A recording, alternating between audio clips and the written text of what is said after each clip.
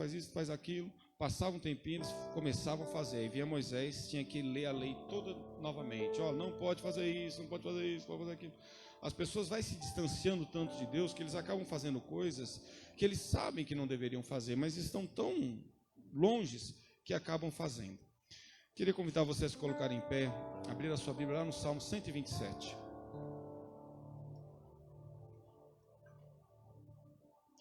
Salmo de número 127.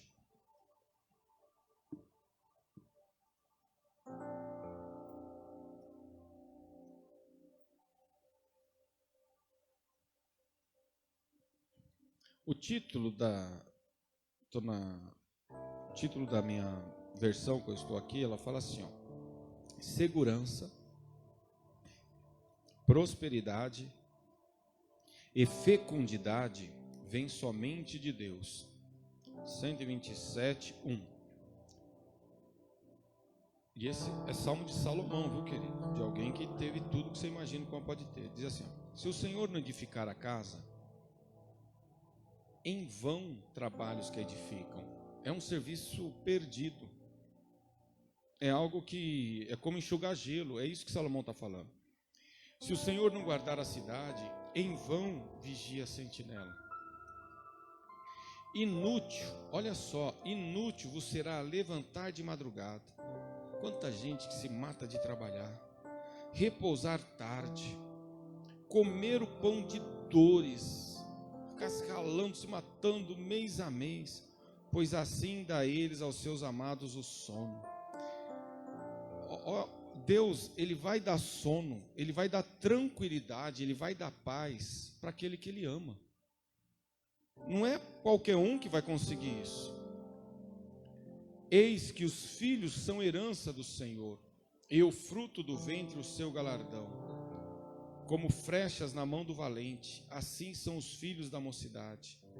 Olha o versículo 5. Bem-aventurado o homem que enche deles a sua aljava.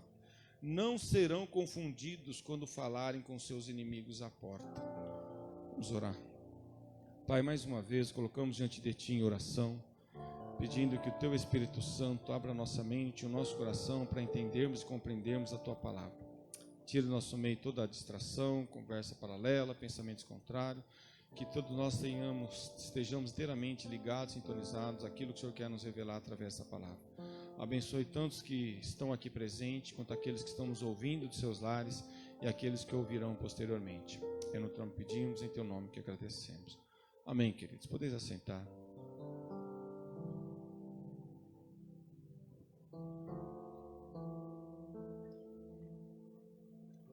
O salmista, no Salmo 46, ele fala assim: Deus é nosso refúgio, socorro, fortaleza, bem presente na hora da angústia. Olha o que Deus é: Ele é refúgio, Ele é socorro e Ele é fortaleza, bem presente na hora da angústia. Toda vez que a gente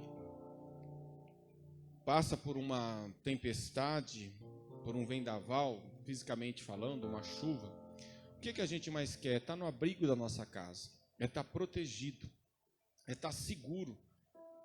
Nós estávamos em casa hoje à tarde, começou um vento forte, a gente vai lá e fecha a porta, fecha a janela, fecha tudo, porque o vento foi muito forte. Nós vimos aqui à frente que derrubou até a galho de uma árvore aí. Então, quando a gente está diante de uma situação que nos dá medo, a gente tende a correr para uma segurança. A gente tende a correr para um lugar onde a gente se sinta protegido e abrigado. E isso nós fazemos fisicamente quando a tempestade vem, quando a chuva vem. Só ouve um trovão, ela já, ai meu Deus, né? Já corre, né? A mulher escuta um trovão e fala, ai meu Deus, a hora que ela vai procurar o marido, ele já está debaixo da cama, né? Porque hoje é mais ou menos assim. O homem tem mais medo que mulher de trovão. Mas olha que interessante, para proteger a nossa carne, a gente busca um abrigo, a gente busca uma segurança. Se você estiver ouvindo tiro na rua, você não vai ficar andando na rua, você vai querer se esconder, você vai querer se proteger, porque você não quer tomar um tiro. Querido, olha como a gente precisa ter essa mentalidade. Humanamente falando, nós buscamos refúgio, a gente busca se proteger de situações que fogem do nosso controle, porque a gente tem medo. A gente tem medo da tempestade, a gente tem medo da chuva, a gente tem medo do vento, a gente tem medo do relâmpago, a gente tem medo do trovão, a gente tem medo, a gente é ser humano.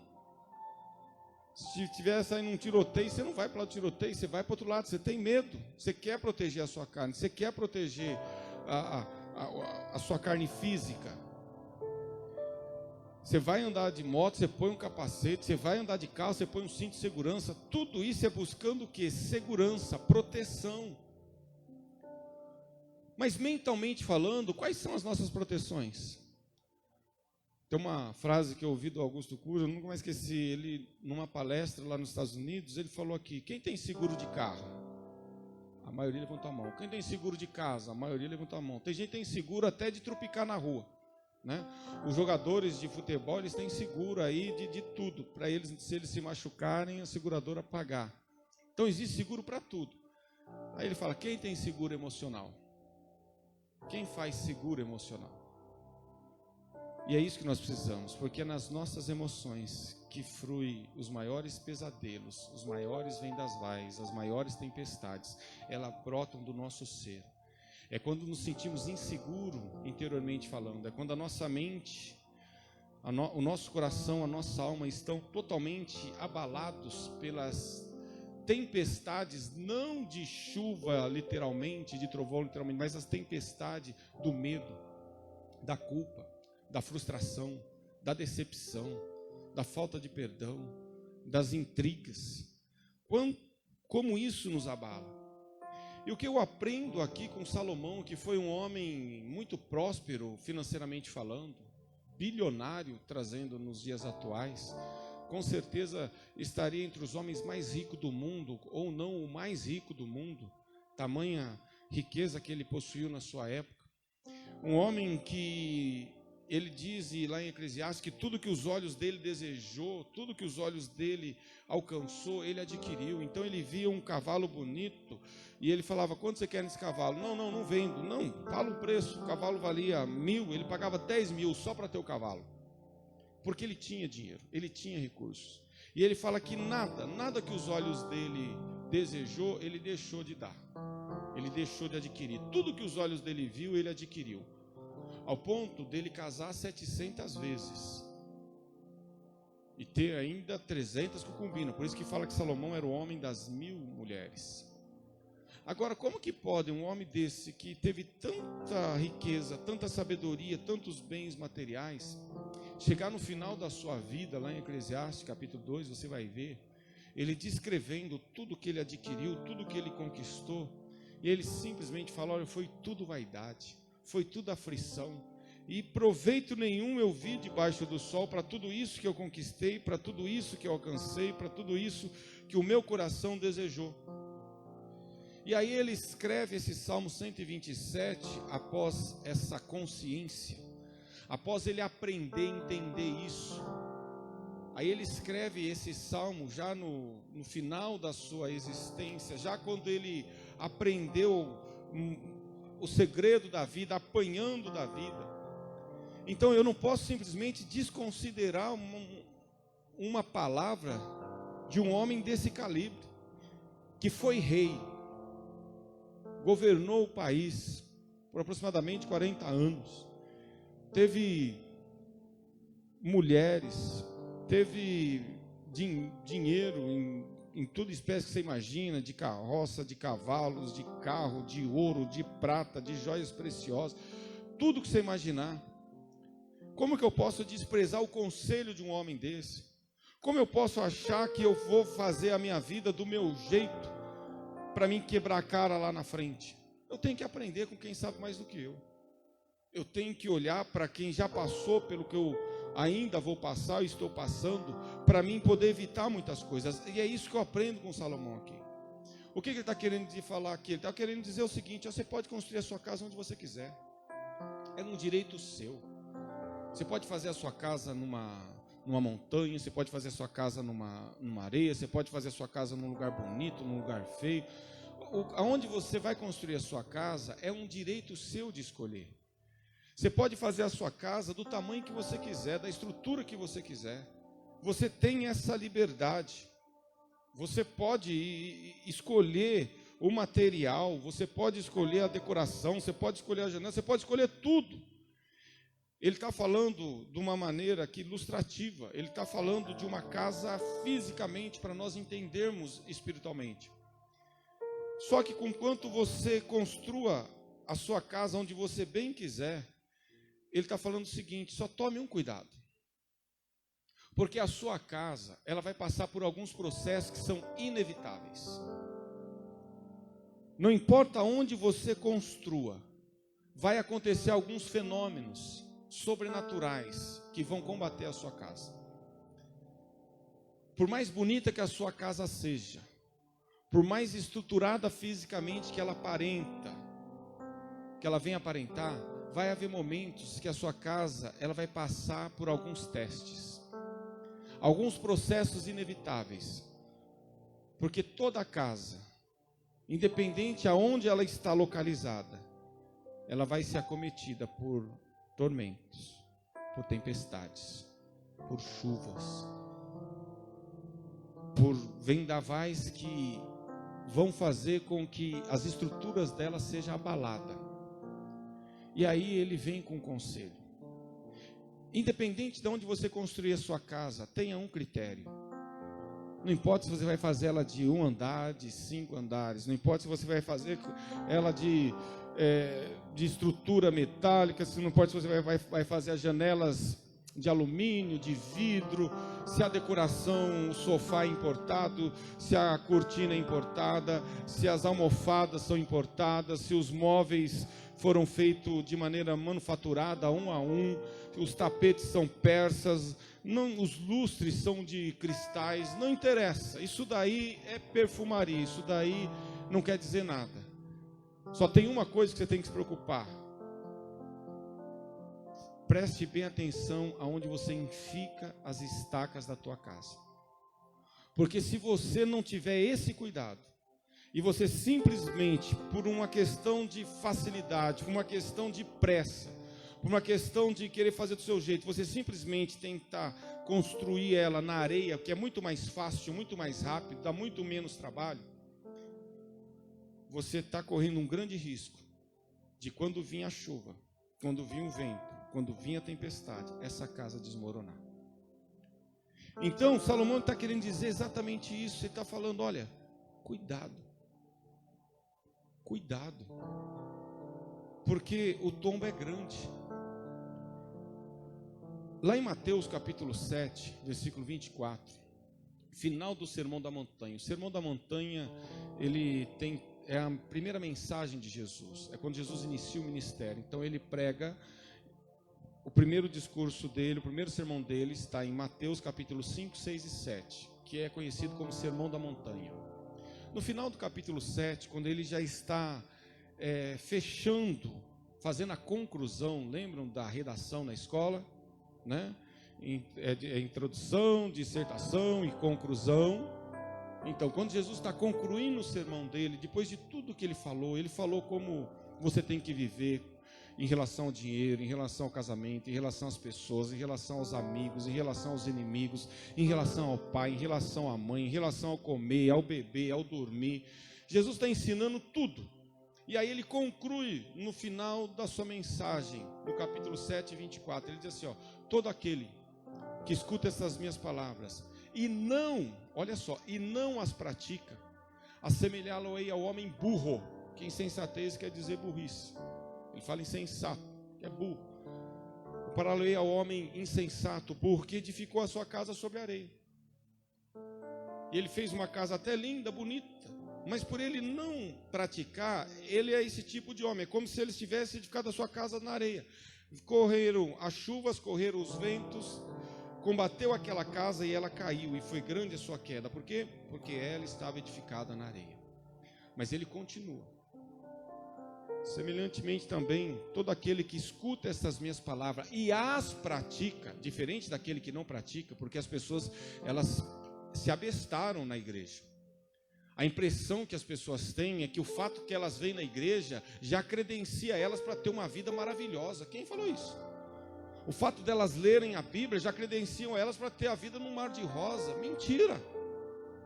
O fato delas frequentarem o culto, dizimar, ofertar, não perder uma reunião, não perder uma santa ceia, faz elas acharem, entenderem que elas serão bem-sucedidas em todos os aspectos das suas vidas. Não, querido. Extremamente equivocada e errada a sua percepção. Não adianta saber, não adianta conhecer, o que adianta é fazer. É quando eu pratico o Evangelho que eu desfruto dos benefícios do Evangelho. Por isso que ele fala que todos aqueles que escutam as minhas palavras e as praticam, assemelhá-lo-ei ao homem prudente, ao homem sábio, ao homem inteligente, que edificou a sua casa, aonde? Na rocha. Porque semelhantemente a casa edificada na areia, quanto a casa que é edificada na rocha, ambas passam por tormentas, ambas passam por vento, ambas passam por tempestade. É o que ele quis dizer.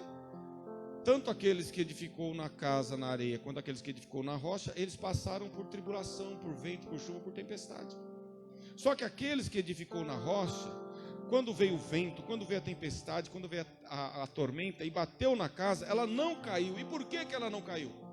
Porque ela tinha bases sólidas, ela tinha alicerce, ela tinha estrutura, que suportou o vento, que suportou a chuva, que suportou a tempestade.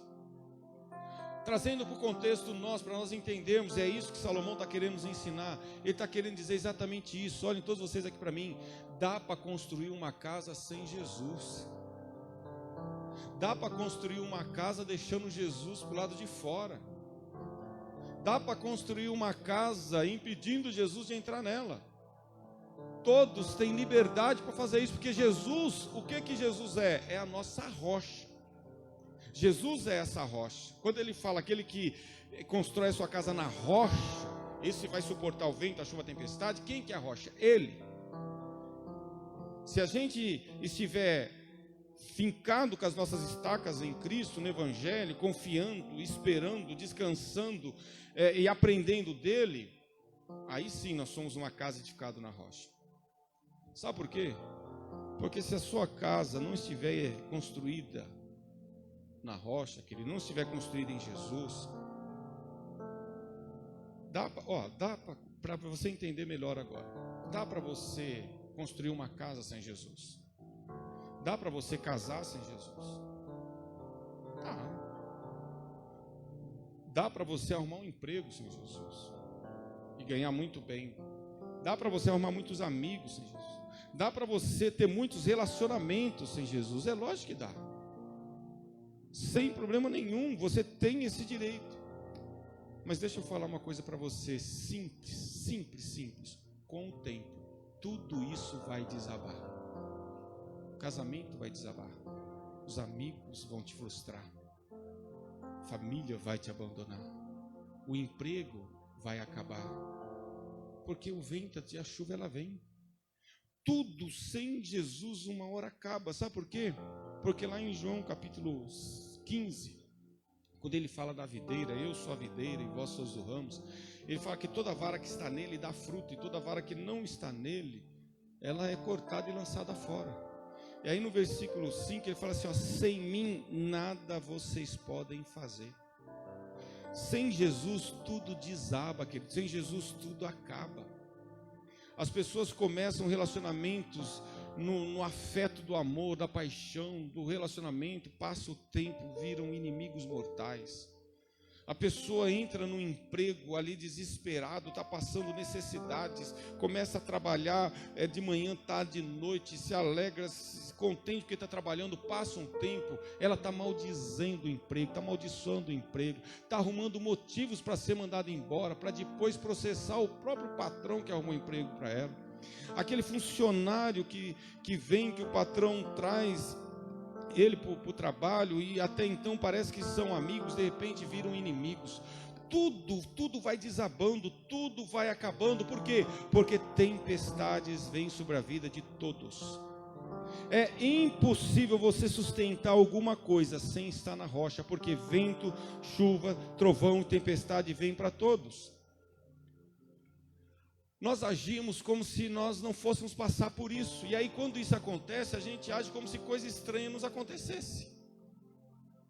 Se você pegar João capítulo 16, versículo 33, diz assim: no mundo tereis aflições, mas tende bom ânimo, eu venci o mundo e vós vencereis. Se você pegar o livro do apóstolo Paulo escrevendo à igreja de Éfeso, no capítulo 6, versículo 10, quando ele fala de se revestir de toda a armadura de Deus, você vai ver que no versículo 13 ele fala assim: sabe por quê? Você tem que se revestir de toda a armadura de Deus? Para você suportar o dia mau, porque o dia mau ele bate na nossa porta. Você está feliz, você está contente, você está alegre, o telefone toca, você fica sem chão. Você está feliz, você está contente, você está alegre, de uma hora para outra vira o tempo, vira uma tempestade, a sua vida sai do céu dos afetos para o inferno da discórdia, da discussão, da frustração, da angústia, do medo. Vocês lembram de Jó? O grande problema, querido, é o que eu falei, nós estamos tão preocupados com o nosso físico e esquecemos de fortalecer os nossos músculos espirituais. Porque os ventos, as tempestades, as tribulações que eu passo, eu só suporto pelo conhecimento que eu tenho do Evangelho. Porque quando eu estou passando luta, eu estou lembrando que Jesus falou em João 16, 33, no mundo tereis aflições, mas tem de bom ânimo, eu venci o mundo. Quando eu estou num dia muito terrível, muito angustioso, eu estou lembrando do versículo que eu acabei de falar, Efésios 6, 13, revestido de toda a armadura de Deus para suportar o dia mau. Quando eu estou num dia atribulado, angustiado, problemas e lutas, é como se aquela tempestade tivesse vindo de todos os lados. Eu lembro do Salmo 30, versículo 5, que diz: o choro pode durar uma noite, mas a alegria vem pela manhã. Quando eu estou sem forças, quando eu não sei mais o que fazer, quando eu estou com um problema na mão e eu não sei mais, já tentei de tudo e não consigo resolver, eu lembro do Salmo 37, versículo 5, entrega o teu caminho ao Senhor, confia nele e tudo ele fará. Quando eu estou cansado, afadigado, angustiado e parece que eu não estou suportando mais o peso, eu lembro de Isaías 40, quando diz: os jovens se cansam e se fadigam, mas os que esperam no Senhor, eles renovam as suas forças. É quando eu tenho conhecimento da palavra, é quando eu procuro praticar essa palavra, que eu tenho estrutura para suportar o vento, para suportar a crise, para suportar a tempestade, para suportar a frustração, para suportar a decepção, para suportar o medo, para suportar a angústia. É só quando isso está enraizado no meu ser. É só quando eu não só falo, mas eu vivo o que eu falo, eu pratico o que eu falo, que a minha estrutura psicológica vai se fortalecendo. Porque eu não sei se você fez o seu seguro de vida, mas eu já fiz o meu seguro de vida. Meu seguro de vida é Jesus. Sabe o que Jesus é para mim? Ele é a minha âncora. Não sei aqueles que já tiveram experiência de pescar. Você vai pescar, você está lá no bote, né? Talvez alguns aqui já teve experiência de andar num transatlântico, né? De viajar de navio. E você sabe que num determinado momento o barco está lá sendo açoitado. E aí o que você faz? Você tem que jogar uma âncora. Porque senão o barco ele fica à reveria. Ele vai para um lado, ele vai para o outro. E é perigoso você ser jogado na margem, ou ser jogado em alguma coisa ali, numa madeira, numa árvore que está ali no meio do rio, né?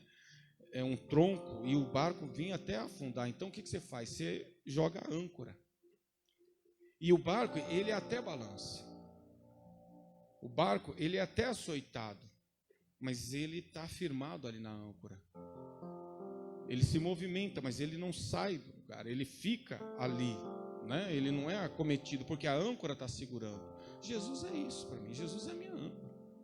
O fato de eu estar em Cristo não quer dizer que o vento, eu não vou sentir o vento, eu não vou sentir a chuva, eu não vou sentir a tempestade, eu não vou sentir a tormenta, eu vou sentir tudo isso, mas eu vou ter a convicção e a certeza que tem uma âncora ali me segurando, me sustentando, me fortalecendo ali, no tempo necessário, até que a tempestade vá embora. Sabe por quê? Porque tudo passa. Não tem tempestade que dure para sempre. Não tem crise que venha se hospedar na nossa casa e fala: aqui eu entrei, daqui eu não saio mais. Show, Satanás, aqui não. Tudo tem um tempo determinado, como o próprio Salomão escreve em Eclesiastes capítulo 3. Salomão, ele diz o quê? Que tudo tem um tempo determinado. Tem tempo de rir, não tem? Mas tem tempo de chorar. Faz parte. Tem tempo de nascer. A gente se alegra. Um familiar, um neto, um filho, um sobrinho, um conhecido que pare ali uma criança, a gente se alegra.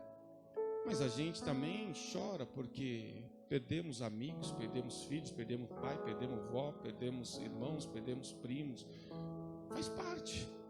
Assim como tem o dia da alegria, tem o dia da tristeza. Assim como tem o dia da bonança, da paz, da tranquilidade, também tem o dia da tempestade. O que vai fazer a diferença? São as nossas convicções, são as nossas certezas, são a nossa segurança nesse Cristo ressurreto que morreu no meu lugar, que me ama de uma forma incondicional. Não adianta, querido, nós termos força. A gente pode ser bonito, a gente pode construir, a gente pode chegar num status de recursos abundante, de tudo tá maravilha. As coisas mudam de um dia para outro, de uma hora para outra. Nós estávamos sentados à mesa, almoçando, tranquilo, uma brisinha gostosa, tudo bem. Daqui a pouco tem que o Lucas sai correndo, fechar, porque veio um vento assim. Assim é a nossa vida. É uma inconstância. Você já brincou de gangorra, né? Em parquinhos, principalmente nas EMEIs, tinha muita aquela gangorra. Então você ia com o amiguinho de um lado e o amiguinho do outro. Então você ia de um lado, o amiguinho do outro. Aí você descia, ele subia. Aí você bate o pé no chão, você sobe e ele desce. A nossa vida é assim. É um constante sobe e desce. Agora, o que a gente não pode, querido, é perder as convicções.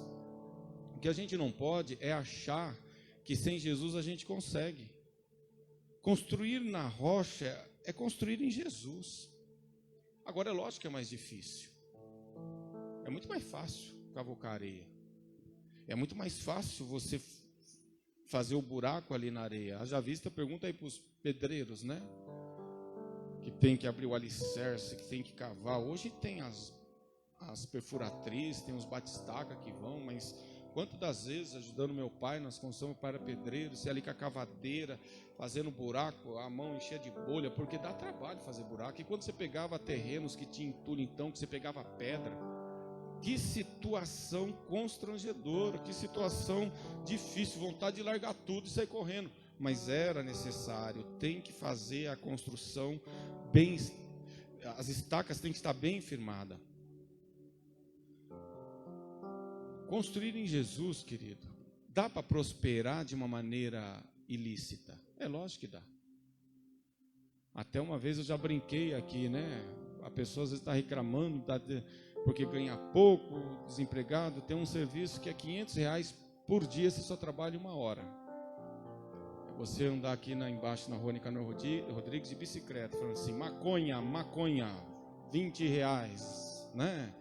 Você vai ganhar R$500 por dia. Não sei quantos dias vai durar. Depois você vai ganhar mais 20 anos de cadeia.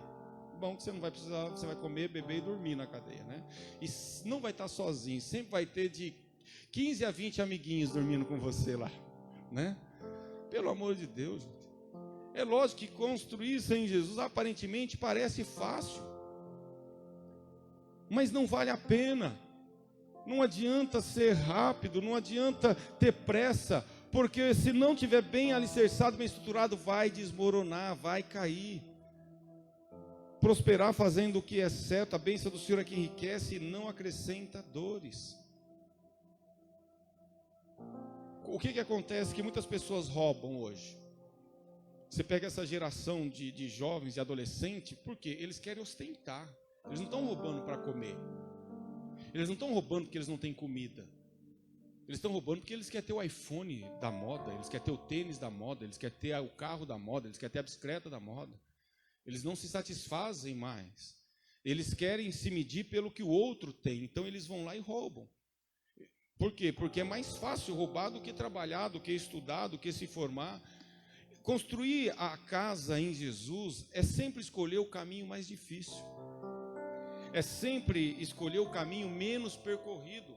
Haja vista que o próprio Cristo falou em Mateus também: porfiai por entrar pela porta estreita, porque larga é a porta e espaçoso o caminho que conduz à perdição, e muitos é que vão por ele. E porque estreita é a porta e apertado o caminho que conduz à salvação, poucos que querem esse caminho. Só, querido, o tempo vai mostrar para você que valeu a pena. O tempo vai mostrar para você que valeu a pena. Casar, se manter fiel à esposa, casar e se manter fiel ao marido, hoje merece um prêmio, porque está banalizado aí fora.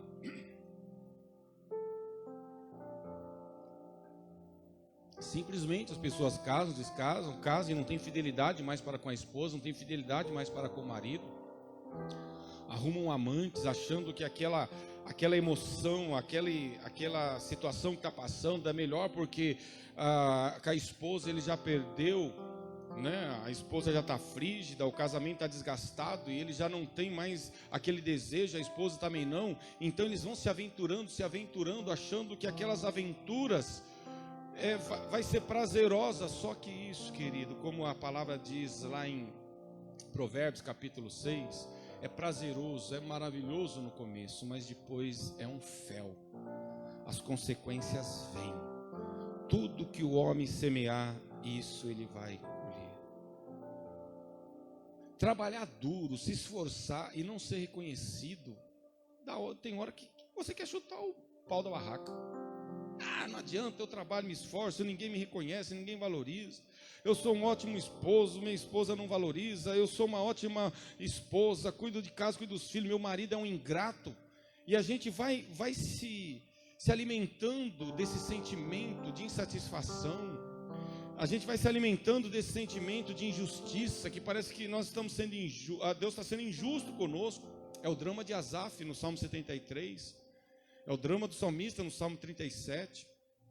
Asaf, ele fala exatamente isso: não vale a pena servir ao Senhor, não vale a pena andar certo, não vale a pena ser justo. O que me adiantou viver uma vida íntegra, não roubar, não matar, não cobiçar as coisas do próximo, manter-se fiel à minha esposa? Eu estou aqui passando por lutas, dificuldades, e o meu vizinho, que é picareta, que é bandido, que é ladrão, que é safado, que pula cerca, que faz coisa errada, ele parece que está prosperando, tudo para ele está dando certo, para mim está tudo dando errado. Você acha que essa percepção é só você que tem? O salmista Asaf, no Salmo 73, ele fala exatamente isso. Ele se sentiu assim também. Mas aí o tempo passou e as coisas foram se encaixando. E ele diz que ele viu o fim do ímpio, ele viu o fim dele. Ele viu que era tudo ilusão, como Salomão também fala, tudo ilusão, tudo vaidade. As pessoas vivem uma mentira, uma hipocrisia. É impressionante como as pessoas hoje têm mais preocupação em fazer com que outro veja que ela está feliz do que ela realmente está feliz. Hoje eu fui lá em Piratininga, né, cortar o cabelo com o Jassa, que vocês não sabem, o Jassa mora em Piratininga, o Silvio Santos vem em Piratininga também. E aí eu fui com a moto, eu passando perto tem uma estaçãozinha lá e aquilo me chama a atenção. Eu vi uma morena bonita, cabelo bonito, óculos bonito, e ela simplesmente está fazendo umas poses e o namoradão tirando foto. E ela fazendo pose e o namorado tirando foto, para ela ficar bonita nas fotos. Para quê? Para ostentar as fotos bonitas. O cara é tão abestado que devia estar, em vez de estar dando um amasso na namorada, beijando a namorada, está tirando foto da namorada para mostrar para os outros a namorada. E ela também, vice-versa. Porque essa é a mentalidade das pessoas hoje. É sempre para mostrar para o outro, por de fora, que muitas das vezes nem te conhece, que você está vivendo uma vida boa. Querido, vamos ser sinceros. Que porcaria de vida a maioria das pessoas está vivendo. Infelizmente, e eu falo com propriedade, porque eu me lido com pessoas todo dia. Estou trabalhando hoje e tenho 368 pessoas subordinadas a mim, que dá para contar nos dedos as que realmente estão vivendo uma vida de paz. A maioria é um inferno constante. Ao ponto, na semana que eu entrei, um funcionário se matou lá um dos motoristas do meu setor lá. Essa é a vida desgraçada que a maioria das pessoas estão vivendo. Por quê? Porque simplesmente tomaram uma decisão. Eu vou construir a melhor casa, eu vou construir o melhor apartamento, eu vou construir a melhor estrutura, eu vou construir o meu casamento, eu vou construir a minha família, eu vou construir o meu emprego, eu vou construir os meus bens, eu vou construir tudo, mas do meu jeito, aonde eu quiser. Fique à vontade, mas você está fadado ao fracasso. Decida construir em Cristo, decida firmar-se nessa rocha. Decida fazer o que é certo, não o que é gostoso, não o que é prazeroso no momento, não o que vai te trazer resultados momentâneos, não, o que é certo, o que eu tenho que fazer diante de uma situação a qual eu prejudiquei uma pessoa. Vou deixar aquilo passar e já foi? Ou eu vou fazer o que é certo, ir lá e reconsiderar, pedir perdão e retribuir? Talvez financeiramente eu enganei, então agora eu vou lá e vou devolver. Vocês estão entendendo? Fazer o que é certo, querido, é edificar a casa na rocha. Outra coisa que a gente tem que pôr na cabeça, que edificar a casa na rocha é ajudar todo mundo, sem querer nada em troca, sem esperar reconhecimento, sem querer que alguém veja o que você fez. Esse é o caminho que Jesus ensinou. Jesus falou: quando você der uma oferta, não faça como os fariseus, que fazem tudo para ser visto. Os fariseus, quando eles jejuavam, querido, eles faziam uma carinha de desnutrido, uma carinha de dó. Eles andavam na rua assim, ó, só para alguém perguntar: por que está acontecendo? Eu estou jejuando. Eu sou servo de Deus, estou jejuando. Para todo mundo saber que ele estava jejuando. Quando ele ia dar uma oferta, olha a ignorância, a falta de compreensão do Evangelho. Moisés instituiu as leis, e os fariseus depois, eles acrescentaram algumas. Uma das leis que os fariseus acrescentaram, ela era chamada Corban, que quer dizer oferta. Simplesmente, a lei falava o quê? Que você tinha que dizimar, ofertar, para nós entendermos assim, porque o dízimo naquela época era a 10ª parte. Então você imagina, Israel tinha 12 tribos, e todas as tribos ganharam terras. Então o reino de Israel foi dividido em 12 áreas, 12 bairros, vamos entender assim. Só que uma das tribos, que era a tribo de Levi, a tribo dos levitas, eles não tinham tempo para arar a terra, eles não tinham tempo para cultivar na terra. Por quê? Porque toda a geração deles, eles se dedicavam ao templo. Então era eles que iam, limpavam o templo, estruturavam o templo, construíam o templo, lavavam o templo, faziam sacrifícios dos bois, das ovelhas, dos pombos, dos cabritos. É eles que tocavam as harpas, eles que faziam o louvor, eles que pregavam a palavra, eles que ministravam. Era a linhagem sacerdotal. E aí eles estipularam exatamente isso: nós, as 11 tribos, vamos bancar essa tribo. Então todos nós vamos pegar 10% de tudo que a gente cultiva, tudo que a gente planta, e vamos dar para a tribo dos levitas, né? Se você quiser entender como Levi, né, você fica à vontade. Mas a tribo dos levitas, que na verdade vem de Levi mesmo, que era um dos filhos de Jacó. E agora por isso que instituiu o dízimo. Então era 10% para manter aquela estrutura. Por isso que eles davam. Mas agora, passando, estou falando do Velho Testamento, agora estou chegando para o Novo Testamento, só para você entender o que eu quis dizer.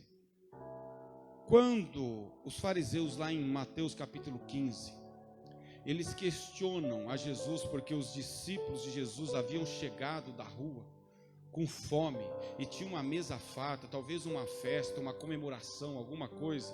Eles simplesmente chegaram, foram meter na mão, pegando pão, comendo, pegando vinho, bebendo,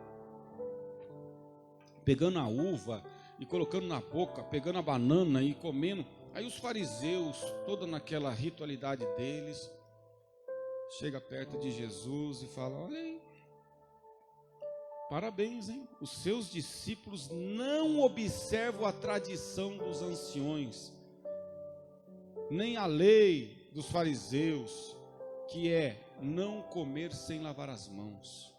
Eles transgridem a lei, porque eles comem sem lavar as mãos. Aí o que Jesus falou para eles? Vocês acham que o que contamina o homem é o que entra na boca? O que contamina o homem é o que sai da boca. Porque é do coração que saem maus pensamentos, inveja, ciúme, adultério, ira, pelejas, dissensões, heresias, escândalo. Essas coisas contaminam o homem. Mas comer sem lavar as mãos, isso não contamina o homem. É lógico que hoje a gente entende que é um fato de higiene, beleza, mas meu Deus, você está morrendo de fome, você vai se preocupar em lavar a mão, você vai comer. E é isso que Jesus está combatendo com os fariseus. E como eles não querem entender, Jesus fala: então, os meus discípulos transgridem a lei, mas vocês também transgridem. Porque vocês, em vez de honrar o pai e a mãe, vocês falam corbã. E fazem do corbã uma oferta ao Senhor, e não honram o pai e a mãe. Por quê? Porque o que os fariseus fizeram? Eles tinham obrigação de dizimar e ofertarem. Só que eles também tinham obrigação de honrar o pai e a mãe, que é o mandamento com promessa. Você pegar Deuteronômio capítulo 20, Êxodo capítulo 20, você vai ver os 10 mandamentos. E lá simplesmente está falando que honrar o pai e a mãe é o primeiro mandamento com promessa. Todo filho tem a obrigação de cuidar do pai e da mãe. Só que o que os fariseus eles faziam? Para eles não ter gasto com o pai e com a mãe, para eles não precisar ficar dando dinheiro para o pai e para a mãe, eles falavam que o dinheiro deles era um corbã, era tudo oferecido para Deus. Olha que hipocrisia. Mas é nada, eles faziam para o bel prazer deles. Aí todo dia eles levavam uma migalhinha só para mostrar que eles estavam dando. E aí quando eles não honravam, não ajudavam o pai e a mãe, eles falavam: então, eu não posso ajudar o meu pai e minha mãe porque eu já estou dando no templo, eu já estou dando na igreja. Aí Jesus fala: vocês são muito hipócritas mesmo. É a saída que eles tiveram para segurar o dinheiro, querido, como se Deus não vê o coração. É por isso que as pessoas hoje querem muito mais fazer troca com Deus, barganha com Deus, a desgraçada religião, a desgraça das pessoas que não têm compromisso com o Evangelho, que baseiam o Evangelho só em doutrina da prosperidade, só em autoajuda, só em querer falar com que as pessoas vai ter o melhor, vai ter o melhor, vai ter o melhor, vai ter o melhor, e esquecem de falar que Deus vê o coração, Deus ama quem dá com alegria, que o fato de dizimar e ofertar é simplesmente um ato de devolução daquilo que nós não temos. Nós viemos para esse mundo e nós vamos sair dele. É simplesmente ter a consciência que o nosso recurso, ele tem que ser usado para além das nossas necessidades básicas, ele tem que ser também para suprir a necessidade do outro. Porque o Evangelho é quando eu me importo com o outro, o Evangelho é quando eu vivo também para fazer a vida do outro ser mais leve. Eu podendo fazer a vida do outro ser mais leve e eu não faço, eu estou cometendo pecado. É isso que Tiago diz: aquele que sabe fazer o bem e não faz, ele comete pecado. Querido, é esse o caminho que vai fazer a gente superar as tempestades da vida. Ou a gente entende que o Evangelho é isso, ou a gente vai ficar perdendo tempo. É por isso que os desigrejados hoje é muito maior do que os que estão dentro da igreja. As pessoas, você vai encontrando pessoas na rua, ela fala assim: tô nada, me frustrei, me decepcionei com o pastor, me decepcionei com o líder do louvor, me decepcionei com o obreiro. A igreja lá, um bando de crente falso. Essa é a propaganda da igreja hoje. A igreja era para ser conhecida como um lugar do amor, o lugar da inclusão. A igreja hoje está selecionando, dependendo do jeito que a pessoa vem vestido, aqui você não entra. Quem falou isso? Se um dia algum obreiro segurar alguém aqui por causa da vizinha, vocês me falam que o que não vai mais entrar aqui é esse obreiro.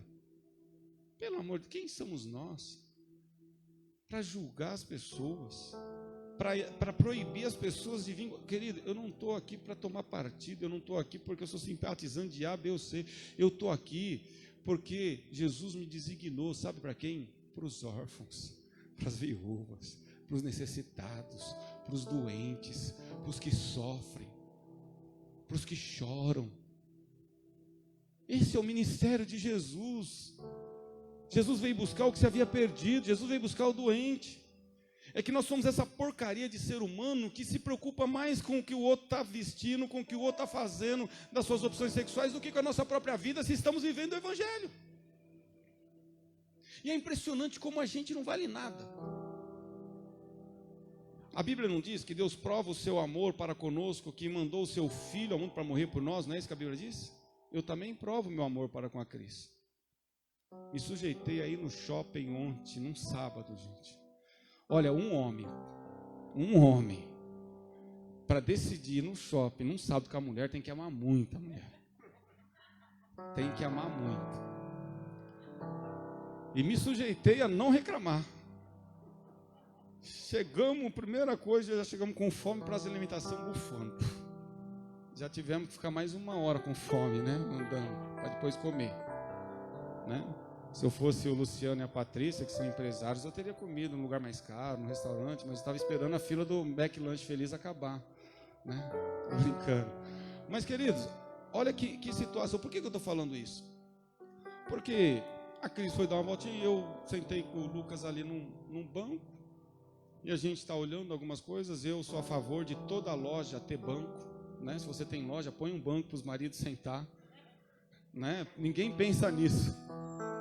Eu vou montar uma rede aí e vou fazer exatamente isso. O que mais vai ter na loja é banco. Aí os homens vão sentir à vontade dentro das lojas, né? Banco com uma televisão, com um jogo de futebol, os homens vão ficar ali, a mulher pode ver a loja toda. Bom, mas trazendo para cá. E eu estava ali com o Lucas sentado aí no corredor. Rapaz, eu vi 3 jovens vindo. Mas pensa nos caras esquisitos. Mas esquisito de todos os aspectos. Desde o short, até a tatuagem, até o tênis, até a meia, até a camisa, até o cabelo. Olha, pensa em umas pessoas que estavam chamando a atenção de tão ridículo que estavam. E eu olhei neles. E o que eu fiz? Julguei, condenei, critiquei. Não verbalmente, mas mentalmente. A hora que eles terminaram de passar por mim, eu também me julguei e falei, que hipócrita, sem vergonha que eu sou. Quem me dá o direito de julgar essas pessoas? Mas vocês estão vendo como é automático? Olha como a gente tem que tomar cuidado. Olha como que a gente precisa estar sintonizado. Olha como o Espírito Santo tem que estar conosco todo dia, senão a gente faz essas burradas do dia a dia. Na mesma hora eu já me policiei. Eu falei, o que eu tenho a ver com a vida desses caras, meu? Eu estou aqui. Se o cara quer pôr a cueca por cima do short, o problema é dele. Porque tem gente que é isso. Ele veste o short e depois a cueca. Eu aprendi a vestir a cueca primeiro, depois o short. Mas é impressionante como as pessoas hoje têm esse desespero de, não estou generalizando, mas de querer aparecer, e os outros, pior ainda, de ficar julgando quem quer aparecer. Querido, cada um tem a liberdade. Se a pessoa se sente bem, pintando o cabelo de roxo, de abóbora, o problema é dela. O problema é quando as pessoas fazem isso para mostrar para os outros, para querer o reconhecimento do outro, a aceitação do outro. Isso é errado, porque todos nós somos singulares, somos únicos, não existe ninguém igual a mim, a você.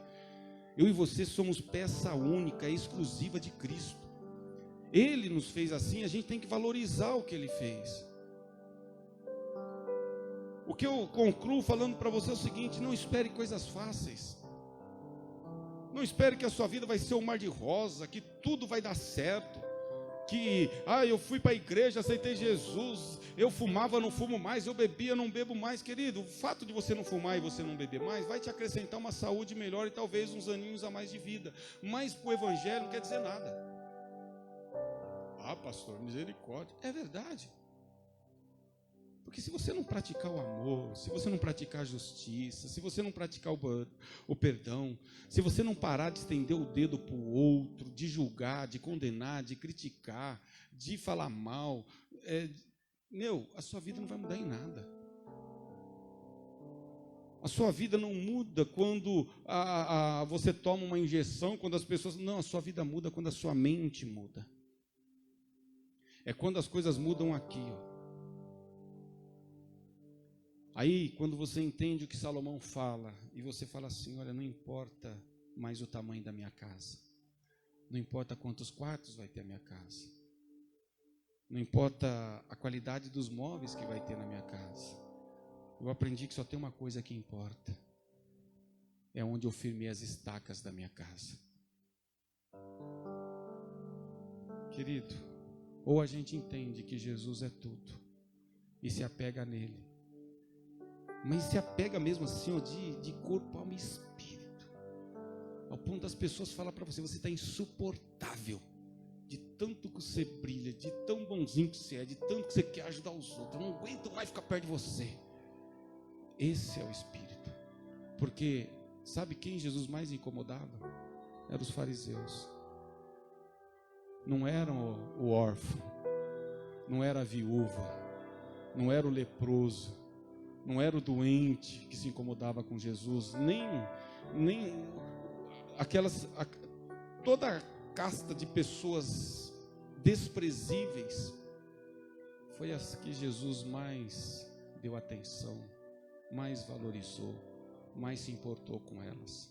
Jesus não viveu aqui para impressionar fariseu, nem saduceu, nem publicano. Jesus, ele veio aqui buscar o que se havia perdido. E entenda você, que você era um deles, e eu também era um deles. E se ele me abraçou, eu tenho obrigação agora de estender esse abraço. Assim como pessoas usadas por Cristo me alcançou, eu tenho obrigação de alcançar outras pessoas, porque o mundo jaz do maligno. Nunca os pastos estiveram tão verdes e prontos para a colheita.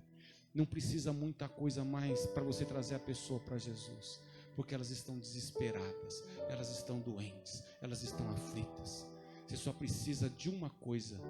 Não é ler a Bíblia inteira para ela, não é falar da besta, não é falar da grande tribulação, dos profetas, de que Moisés abriu o mar vermelho, de que o exército de Faraó sucumbiu no mar vermelho, que Elias orou e por 3 anos e meio não choveu, depois ele orou, choveu. Não é isso que vai mudar as pessoas, não é isso que vai convencer as pessoas. Você vai conseguir trazer as pessoas para Jesus quando você demonstrar um amor genuíno por elas. Um amor sem interesse.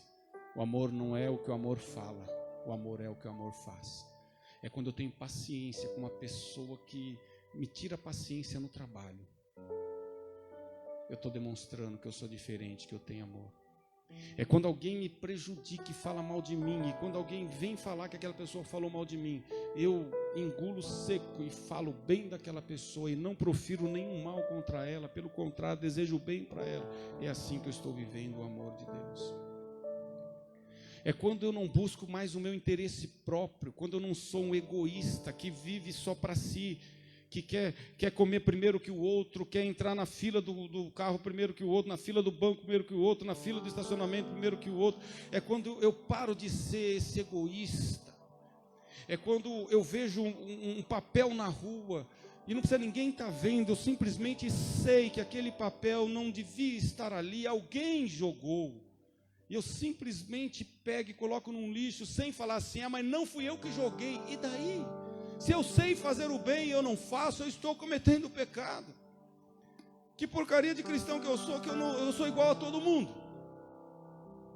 Como que eu vou ser um Cristo aqui nesse mundo, se as pessoas olham para mim e veem eu normal, como qualquer pessoa? Não estou falando no aspecto físico, estou falando no aspecto das atitudes. Mas é quando tenho atitudes diferentes. É quando eu pago o mal com o bem. É quando eu bendigo aos que me maldizem. É quando eu oro pelos que me perseguem. É quando eu não busco só o meu interesse, mas quando eu sempre estou buscando o interesse do outro. Aí as pessoas vão ver o Jesus que eu sirvo, e elas realmente também vão querer esse Cristo. Porque o Cristo da religião, eu tô fora. O Jesus da religião, o Jesus da barganha, o Jesus da troca, o Jesus do acordo, o Jesus que faz acepção de pessoas, o Jesus que só manda para o inferno, que só condena, eu estou fora. O meu Cristo é o do amor, o meu Cristo é o do perdão, o meu Cristo é o da paz. É esse que eu sirvo. É por isso, querido, que Ele é a minha referência. É por isso que a minha âncora se chama Jesus. Não é a bolsa de valores, não é o meu emprego, não é a minha casa, não é os meus recursos, não é a minha faculdade. Eu não estou escorado e firmado nisso, porque tudo isso é volátil, tudo isso é vulnerável, tudo isso é passageiro, tudo isso é momentâneo, tudo isso acaba. Mas Ele não, como diz Hebreus 13:8, Jesus Cristo é o mesmo ontem, hoje e será eternamente. Vamos colocar em pé.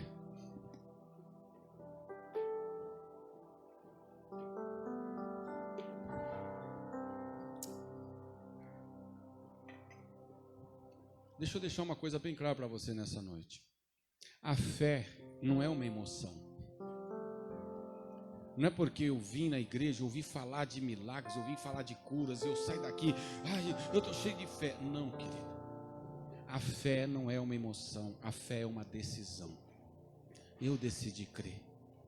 Eu acredito em anjos. Eu acredito. Salmo 91:11 diz que ao teu anjo dará ordem a teu respeito para que te guarde. Salmo 38 diz que o anjo do Senhor acampa ao redor do que o teme, guarda e os livra. Eu acredito em anjos. Mas eu não preciso ver anjos para mim ter fé. Vocês estão entendendo? Eu não preciso ver coisas sobrenaturais para mim acreditar, porque eu decidi acreditar. Eu acredito que Jesus Cristo é o Filho de Deus, encarnado, que veio ao mundo, morreu no meu lugar, ressuscitou ao terceiro dia, está à direita, obrigado, Daniel, está à direita de Deus, intercede por nós. Eu acredito nisso. E é por isso que eu não vivo como se eu não acreditasse. Entendeu? Porque na emoção eu falo que acredito, mas eu não vivo. Mas na decisão eu vivo, porque eu acredito. Mas esse negócio de fazer o bem para o outro, não estou querendo resultados, eu estou fazendo isso porque eu acredito no que Jesus falou, que eu tenho que ajudar o meu inimigo, que eu tenho que bendizer o que me persegue. Eu não estou fazendo isso porque eu quero, porque é uma decisão minha, porque eu sou bonzinho. Não, eu estou fazendo porque eu acredito no Evangelho. Eu estou fazendo porque Jesus mandou eu fazer isso. Se o teu inimigo tiver fome, dá de comer. Se tiver sede, dá de beber. É por eu acreditar que eu pratico. Agora tem gente que é só na emoção. Ele dizima só quando está emocionado, quando mostra a foto das pessoas na África passando fome, quando mostra os missionários nossos que estão no campo, aí ele dizima, ele oferta. Caso contrário, ele esquece, ele não oferta, ele não dizima, ele não ajuda em nada. Entendeu? Fé é decisão. E eu decidi ter fé. E por essa fé eu morro, como Paulo morreu, como Pedro morreu, como Tomé morreu, como André morreu, como Mateus morreu, como Natanael morreu. Todos os discípulos foram martirizados, como Estevão foi apedrejado em praça pública, mas acreditando e crendo. Como os heróis da fé em Hebreus 11, que você vai ver, como o profeta Isaías.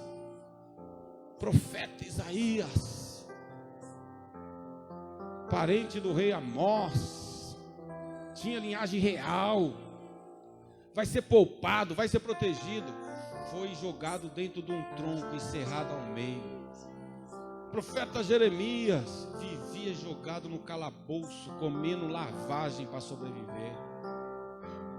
Profeta Abacuque, vivendo um momento de escassez, momento onde eles tinham sido oprimidos pelo rei da Síria, e eles não tinham o que comer, eles não tinham o que beber, eles não tinham como se sobreviver. E aí ele fala: ainda que a figueira não floresça, ainda que não haja fruto na oliveira, ainda que as ovelhas da malhada não cresçam, ainda que não haja gado nos currais, todavia eu me alegrarei em ti.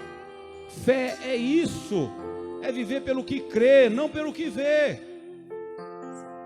E eu creio, querido, que Deus amou o mundo de tal maneira que deu seu Filho unigênito, para que todo aquele que nele crê não pereça, mas tenha a vida eterna. Curva a sua cabeça, feche seus olhos, vamos orar.